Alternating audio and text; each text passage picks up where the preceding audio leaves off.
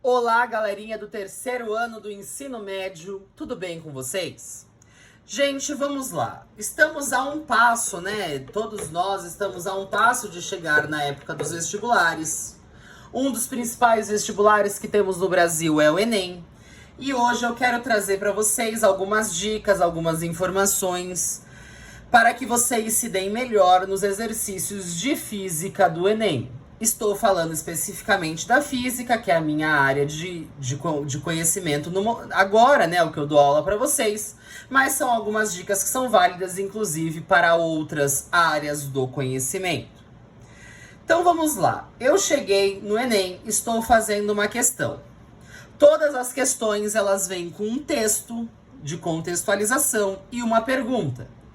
Só que eu não posso perder muito tempo, porque eu tenho de 3 a 4 minutos para fazer aquela questão.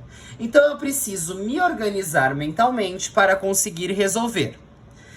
Vou dar um passo a passo para tentar facilitar para vocês. Primeira coisa que eu quero que vocês façam para todo exercício de vestibular é ler a pergunta da questão, identificando o que é pedido. Então, dentro daquele texto de várias e várias linhas, procurem, primeira coisa, é o que é pedido. Geralmente está na última frase ou na última linha. Então, comecem a ler pelo fim, olhem na última linha e vejam a pergunta da questão. Identifiquem o que a questão está perguntando para vocês. Depois de vocês saberem o que vocês vão ter que fazer, aí sim vocês vão retornar para o texto da questão. Vocês vão ler o texto já pensando no que vocês têm que responder. Isso torna a leitura de vocês seletiva para aquilo que é útil e aquilo que é desnecessário. Durante essa leitura, vocês vão precisar levantar as informações. É aquilo que eu já faço com vocês em sala de aula. A gente abre uma chave e começa a colocar todas as informações e os dados numéricos aqui do lado. Para que eu saiba, para que eu visualize de forma melhor todas as informações que eu tenho, sem ter que a todo momento voltar no texto da questão e procurar a informação. Depois eu vou ter que identificar a área da física que está envolvida. A física do ensino médio é extensa. Ela vai desde da mecânica newtoniana até a física moderna de Einstein. Eletromagnetismo, termofísica, momento, dinâmica, estática e por aí vai. Então, primeiro, identifiquem a área da física que está envolvida. Tá falando de temperatura, tá falando de eletricidade, tá falando de corpos em movimento. Identifique qual parte que você vai ter que procurar no seu cérebro para achar a resposta. E principalmente desprezem informações inúteis, até mesmo informações que são curiosas, que são interessantes, mas que naquele momento são inúteis para a resolução daquela questão. Isso vai ajudar que vocês não sobrecarreguem o seu cérebro com muitas informações. Depois, em física, é essencial que eu faça o desenho da minha situação. Não percam tempo fazendo desenhos elaborados e bonitos. São desenhos de rascunho para que eu possa visualizar o que eu estou fazendo e o que está acontecendo. E nesse desenho, representem as forças, representem os movimentos dos corpos, das partículas. Representem as grandezas escalares também. Então a massa, a temperatura, puxem uma seta ou desenhem dentro do corpo para representar. Além disso, represente as mudanças de situação ou de estado. Eu estou falando, por exemplo, de um sistema de líquidos que foi aquecido. Desenhem ele antes do aquecimento e depois do aquecimento para vocês pensarem o que aconteceu no meio do caminho. Eu estou falando de um carro fazendo uma curva. Desenhem ele no começo da curva, no meio da curva e no fim da curva, para que eu enxergue nesses diferentes pontos o que está acontecendo, qual é a situação que eu estou trabalhando. Apenas depois vocês vão escolher uma das fórmulas que vocês vão trabalhar, fazer os cálculos e assinalar a alternativa. Lembrando que é de extrema importância o bom preenchimento de um gabarito. Não adianta você fazer um vestibular maravilhoso se você não preencher corretamente o gabarito. Por isso, ou vocês vão preencher o gabarito ao fim de cada questão, ou vocês vão ter que reservar um momento no final da prova apenas para preenchimento correto do gabarito. Isso pode colocar ou tirar vocês de muita faculdade. E mais uma informação, voltando aqui na minha página anterior, na minha folha anterior, que eu esqueci de falar. No momento em que vocês levantarem as informações do texto, não importa se vai utilizar ou não no Sistema Internacional de Unidades. Se possível, transformem todas as grandezas para o Sistema Internacional de Unidades. Porque assim não tem como vocês errarem por esquecer essas transformações. Então, viu em centímetros, passa para metros, viu em gramas, já passa para quilogramas. Sempre que possível, já façam essa transição. Velocidade, geralmente é muito comum eles darem a velocidade em quilômetros por hora. É essencial que vocês já transformem automaticamente em metros por segundo. Isso vai evitar muitos erros por falta de atenção. E vamos fazer um exemplo, né? Eu peguei um exercício de física, né, da prova de ciências da natureza, do Enem do ano passado, de 2019, que fala o seguinte: em qualquer obra de... vamos fazer da maneira que eu ensinei, né? Então percebam que este exercício, ele tem um grande enunciado. Copiei o enunciado inteirinho aqui pra gente ver juntos.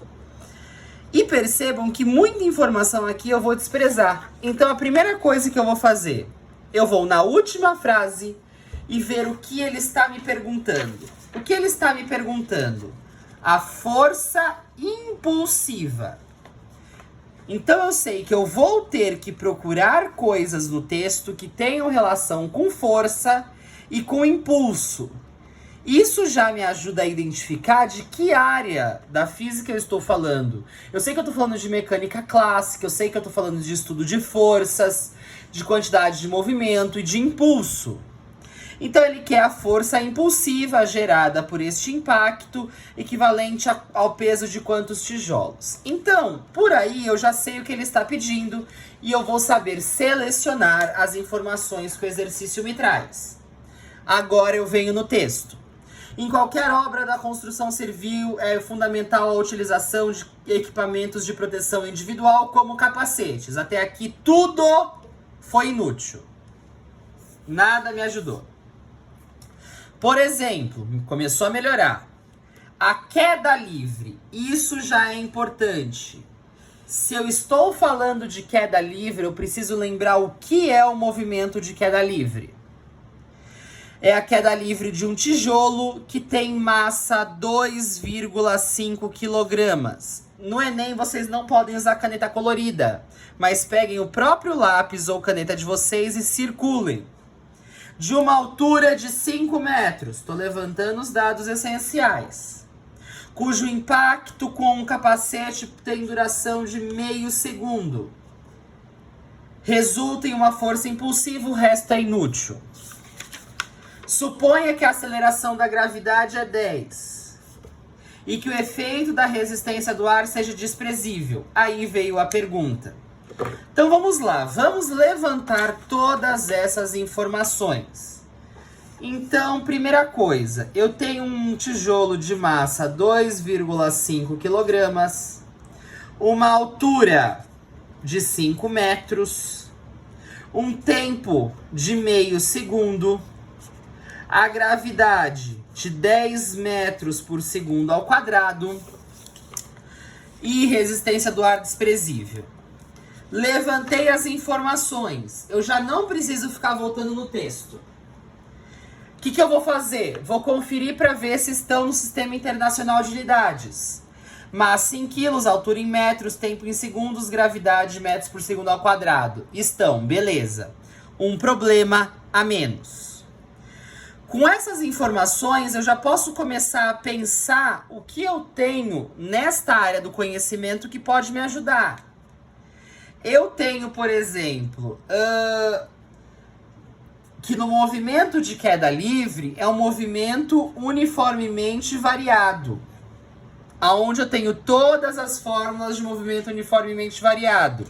Tenho, por exemplo, o diabo V também, mais meio atrapalhado. Eu tenho o vovô e a vovó, mais duas amigas dela, e por aí vai. Se eu tô falando de impulso, eu tenho que lembrar que impulso é força vezes o tempo.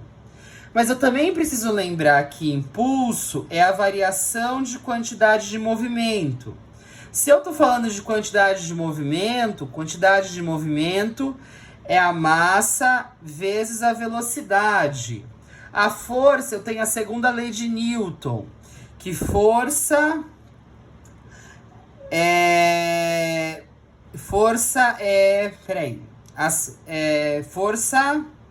aceleração, massa vezes aceleração. Força é massa vezes aceleração. Então eu já vou levantando na minha cabeça, ou até mesmo no papel, algumas fórmulas que podem me ajudar. Preciso fazer o desenho da situação. Então o que eu tenho nessa situação aqui? Eu tenho um tijolo que caiu na cabeça de alguém. Vamos começar a colocar informações aqui nesse desenho. Eu sei que essa altura tem 5 metros. Eu sei que quando se trata de uma queda livre, a velocidade inicial aqui em cima é 0. E eu vou ter uma velocidade final aqui que pode ser que eu calcule. Eu sei que a massa, vou até escrever aqui em cima, a massa desse tijolo é 2,5 quilos. Eu sei que ele está caindo, então vou desenhar a setinha dele caindo. Estou colocando as informações aqui.